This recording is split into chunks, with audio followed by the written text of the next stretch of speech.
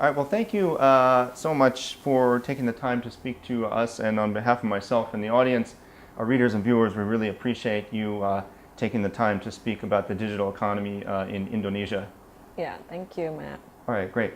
So my first question is, could you talk a minute about the potential about the Indonesian digital economy? How much potential in general do you think it has?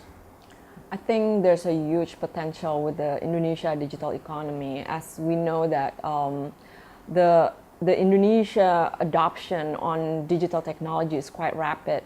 The society is very much connected and well informed. We're actually always ranking on top 5 in almost all social media that we're in. For instance, Facebook, we're 4th largest users in the world.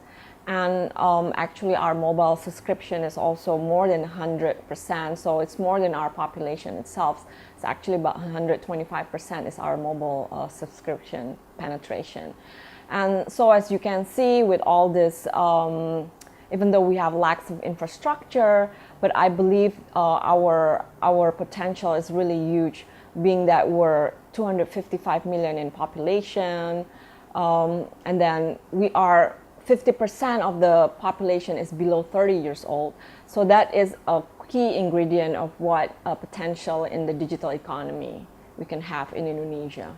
Okay, I'm just going to have to, I just want to make sure this is not touching me. All right. I'll edit that out, don't worry. Yeah. Okay.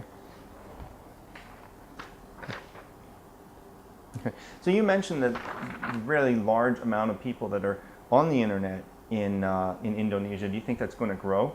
And then once it grows, because there are plans for the government to have that grow and all the indicators say it's going to grow, once that grows, and what do you see, what kind of impact do you see that happening on the startup community? I think the fact that, as we can see, a lot of the growth is coming from the young generation in the digital sector.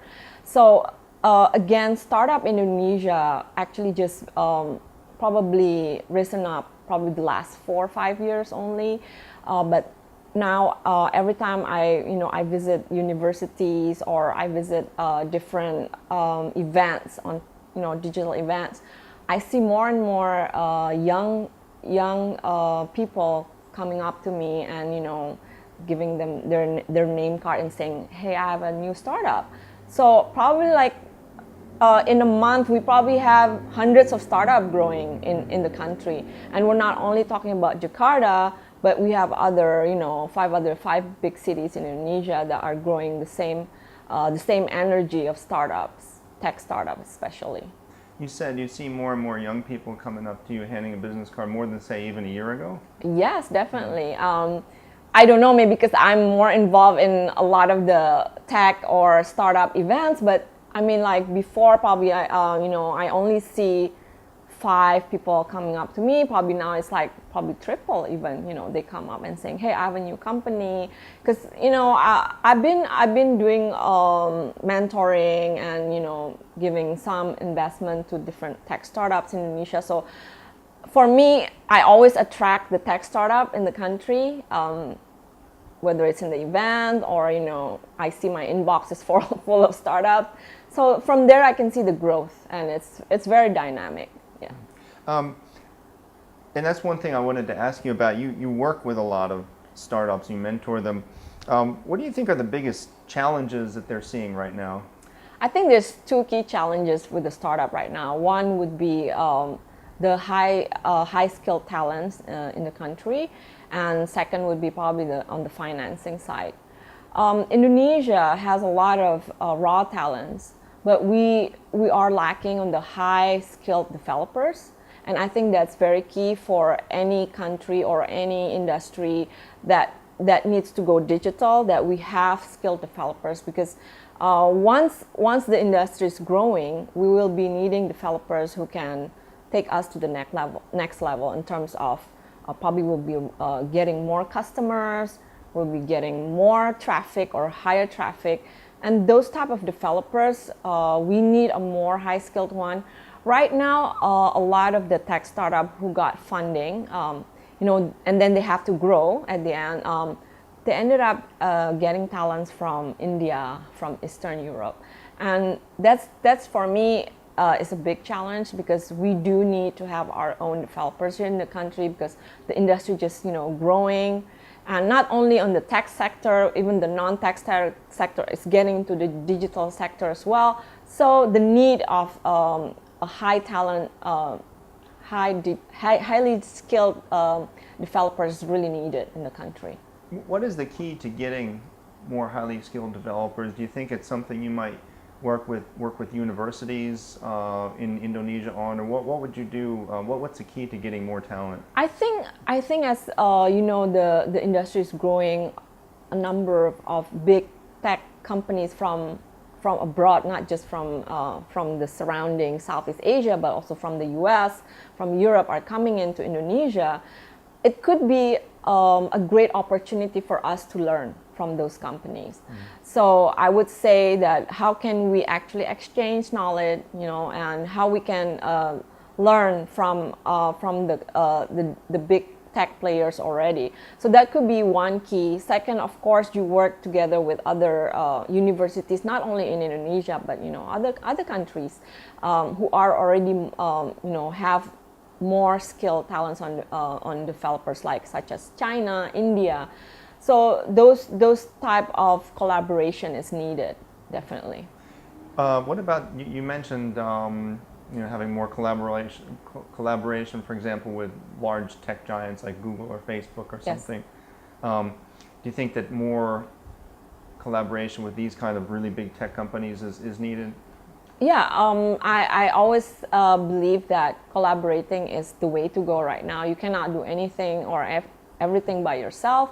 And we can always have some kind of win-win situation for the both sides, not only for the tech giant, but also for us in Indonesia, how we can work together. And it should be a situation where we, the Indonesians, can learn from the tech giants companies like Facebook, Google, and we want also to be able to create Indonesia as a player, not just users. Because right now I think we're more like a users country.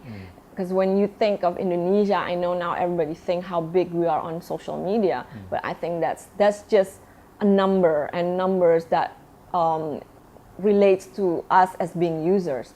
And in my case, my vision, I want to see Indonesia to become the players in the tech sector as well. Do you think that Indonesian universities could play a role in increasing their tech programs, things like that? I think that's very well needed. We've talked about it to the government as well, and I think the government is trying to put that under the education curriculum to have programming as one of the subject, even early on as high school, I think.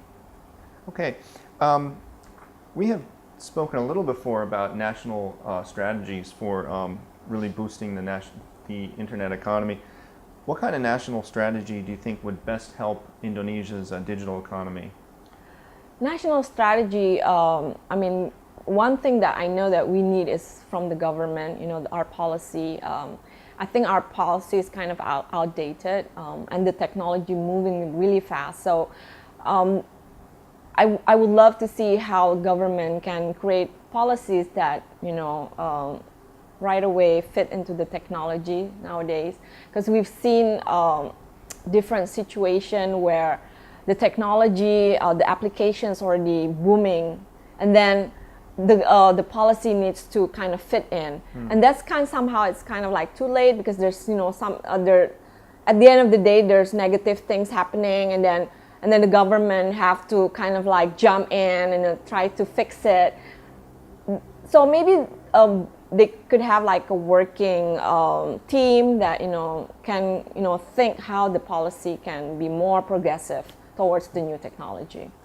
So you think the policy needs to be maybe more forward-looking? Yes, definitely. And I think it's not only in Indonesia. I've seen this also in other countries. The challenge of how fast technology is moving towards the society. Yeah. That's difficult, I guess, though, because it's the private sector moving the technology, and then the government maybe has to catch up a little. Yes.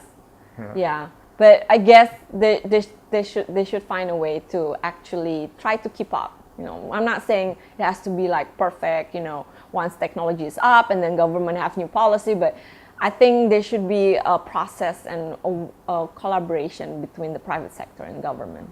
Okay.